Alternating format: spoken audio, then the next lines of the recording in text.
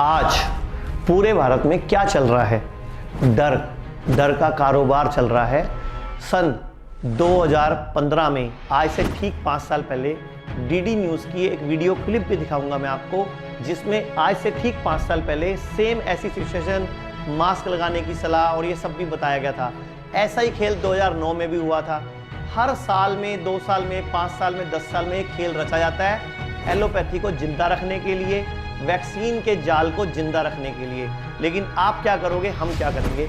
लोग बहुत डरे हुए हैं क्योंकि भारत में लगभग 6000 से ऊपर मौतें हो चुकी हैं और लगभग 2.5 लाख लोग संक्रमित हो चुके हैं। तो क्या आपको लगता है अगर हम एवरेज निकालेंगे तो लगभग 3% से कम निकलेगी एवरेज, यानी कि 2.5% की एवरेज है लोगों की मौत की, जितने लोग संक्रमित हैं। लेकिन मैं आपको समझाना चाहूँगा क्या वाकई में ये सच है जो न्यूज़पेपर दिखा रहे हैं, टीवी दिखा रहे हैं, या सच कुछ और है? तो बताता हूँ आपको। एक्चुअल में आप ये देखिए टेस्ट कितने हुए हैं। भारत में लगभग 45 लाख टेस्ट हुए हैं, तो 2.5 लाख मरीज मिले हैं और उसमें से 6000 लोग मरे हैं। तो अगर हम 45 लाख से 6000 लोगों की संख्या निकालेंगे तो 0.15% ये एवरेज निकलेगी, यानी कि 0.1%, 1% भी नहीं, 0.1%, यानी कि बहुत न्यूनतम एवरेज है। और एवरेज उतनी ही है जितने लोग पूरे साल में भारत में एक्सीडेंट से मरते हैं, सड़क दुर्घटनाओं में मरते हैं। और इससे ज़्यादा लोग तो रोज़ कैंसर, हार्ट की प्रॉब्लम और टीबी से मरते हैं, यानी कि रोज़ इतने मरते हैं जितने कोरोना से टोटल मरे हैं अभी तक। और पूरे विश्व का आंकड़ा ले तो रोजाना 1.5 लाख मौतें पूरे विश्व में रोज होती हैं और पूरे विश्व में रोज 3,60,000 बच्चे पैदा होते हैं। तो आपको डरना किस चीज़ से चाहिए? डरना चाहिए आपको इस चीज़ से कि इकोनॉमी का क्या होगा। मैं कहीं पढ़ रहा था और काफ़ी दिन से देख भी रहा हूँ कि इतने लाख लोगों की नौकरी चली गई या इतने करोड़ लोग बेरोजगार हो जाएंगे, तो ये बड़ा संकट है। तो अब मेरी एक सलाह है आपके माध्यम से सरकार को भी और अथॉरिटीज़ को भी, जो डिसीजन लेते हैं, कि रोजाना अगर संक्रमण के मामले बढ़ रहे हैं, जैसे कल लगभग 10,000 केस सामने आए और चैनल पे बड़ी न्यूज़ थी, अब तक आए सबसे ज़्यादा कोरोना के मामले, तो भैया वो आएंगे ही क्योंकि टेस्ट ज़्यादा हुए। तो अगर मैं बात करूं एवरेज की, कि अगर अभी तक टोटल 45 लाख लोगों का टेस्ट हुआ और 2.5 लाख लोग सामने आए, तो लगभग 5% लोग टेस्ट में पॉजिटिव आ रहे हैं। तो इसका मतलब अगर टेस्ट 40 लाख हुए हैं तो 2.5 लाख लोग आए। अगर टेस्ट 4 करोड़ होते तो 25 लाख पेशेंट होते। अगर टेस्ट 40 करोड़ होते तो 2.5 करोड़ पेशेंट होते। और टेस्ट 130 करोड़ के होते तो लगभग हमारे देश में लगभग 7.5 करोड़ पेशेंट होते। तो अब आप बताओ, टेस्ट ज़्यादा होने से पेशेंट सामने आ रहे हैं। और आपको बता देता हूँ, जितने लोगों को सिम्टम्स आते हैं वो सिर्फ 15 से 20% होते हैं। 80% लोगों को तो सिम्टम ही नहीं आते, वो एसिम्टोमेटिक होते हैं, तो उनका टेस्ट भी नहीं किया जाता। और अगर मैं आज कल परसों की खबरें देखूं तो दिल्ली और मुंबई की, महाराष्ट्र की चौंकाने वाली खबरें क्या है? हॉस्पिटल में बेड ही नहीं है, क्योंकि डर का कारोबार अभी बंद नहीं हुआ। ये डर का कारोबार अगर आपको समझना है पूरी तरह से, तो मेरे YouTube और Facebook पेज पर part 1, part 2, WHO, China, USA का षड्यंत्र के नाम से लगभग 10-12 वीडियोज़ हैं, पार्ट 1, पार्ट 2, पार्ट 10, 12 तक। वो आप देख लीजिए तो आपको पूरा अमेरिका का बिजनेस मॉडल, कैसे वो खेल खेलता है, कैसे चाइना खेल खेलता है, आपको सब समझ आ जाएगा और इलाज भी समझ आ जाएगा। फिलहाल मैं क्या सलाह देने आया हूँ सरकार को, कि सरकार को क्या करना चाहिए? अगर टेस्टों की संख्या बढ़ाएगी तो रोगियों की संख्या भी बढ़ेगी। सरकार कह रही है हमने फैक्ट्रियाँ खोल दी, मॉल्स खोल दिए, ये भी खोल दिया, वो भी खोल दिया। लेकिन आपको सच बताऊँ, मेरे बहुत सारे मित्र जो फैक्ट्रियाँ चलाते हैं, जो बिजनेस करते हैं, वो बोलते हैं वर्कर ही नहीं है। पंजाब, हरियाणा, हिमाचल में जो फसल काटते हैं कर्मचारी नहीं है, क्योंकि मजदूर घर जा चुके हैं। अब अखबार की अगर फ्रंटलाइन आएगी कि एक दिन में 10,000 रोगी मिले, आपको लगता है वो मजदूर वापस आएंगे? नहीं आएंगे, क्योंकि वो माइंड में साइकोलॉजिकल ये लग रहा है अभी केस बढ़ रहे हैं। और एक नया जो बीमारी पैदा हो रही है वो हो रही है डिप्रेशन, एनेक्साइटी, सिजोफ्रेनिया। दिमाग में जो टेंशन वर्ड आ रहा है ना, ये और बड़ी सारी बीमारियों को लीड करेगा। तो क्या सलाह है कि सरकार रोज टेस्टों की संख्या बढ़ा रही है, जिससे संक्रमितों की संख्या बढ़ रही है, जबकि होना क्या चाहिए, संक्रमित अगर हो रहे हैं वो अपने आप ठीक भी तो हो रहे हैं। स्वाइन फ्लू से बचने के लिए साफ सफाई का विशेष ध्यान रखा जाए और फ्लू के शुरुआती लक्षण दिखते ही सावधानी बरती जाए। जब भी खांसी या छींक आए, रुमाल या टिश्यू पेपर का इस्तेमाल करें। थोड़ी थोड़ी देर में हाथ को साबुन और पानी से धोते रहें। लोगों से मिलने पर हाथ मिलाने, गले लगने या चूमने से बचना चाहिए। फ्लू के शुरुआती लक्षण दिखते ही अपने डॉक्टर से संपर्क करें।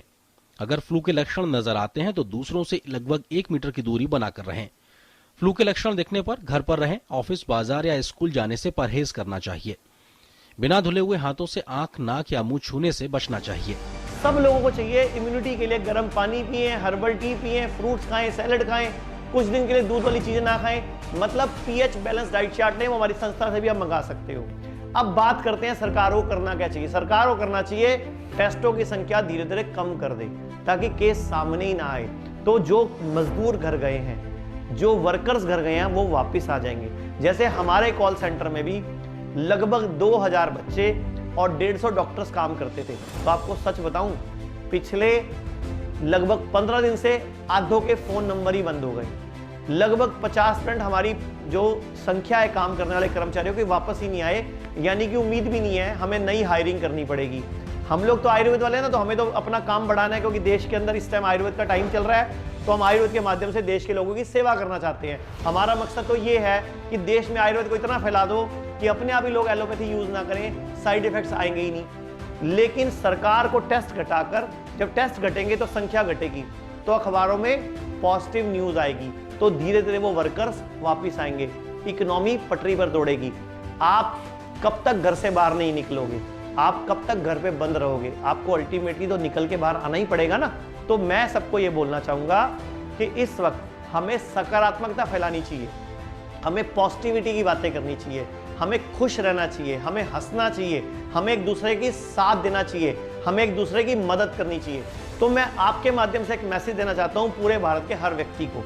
अगर आप में से कोई भी बेरोजगार है, खुद का काम करना चाहता है या जॉब करना चाहता है, हमें टैलेंटेड लोगों की जरूरत है। हमें टैलेंट चाहिए।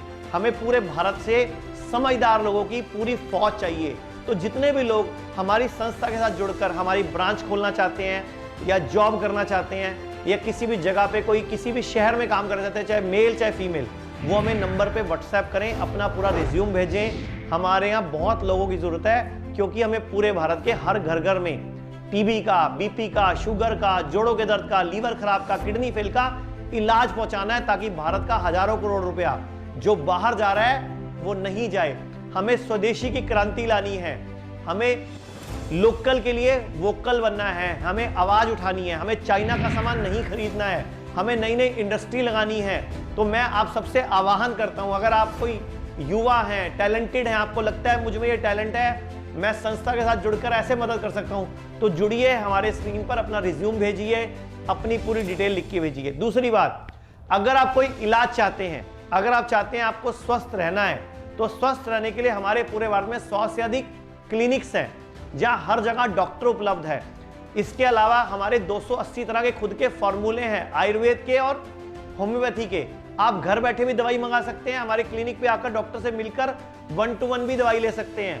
हमारा मकसद है आप लोगों को स्वस्थ करना। इसके अलावा अगर आप चाहते हो मुझे बिना किसी दवाई के वैसे ही ठीक होना है, तो स्क्रीन पर जो नंबर चल रहा है वहां मैसेज भेजिए, उनसे बोलिए मुझे पीएच बैलेंस डाइट चार्ट चाहिए, मुझे बीएफएफ के बारे में जानना है, बॉडी फ्रेंडली फूड के बारे में।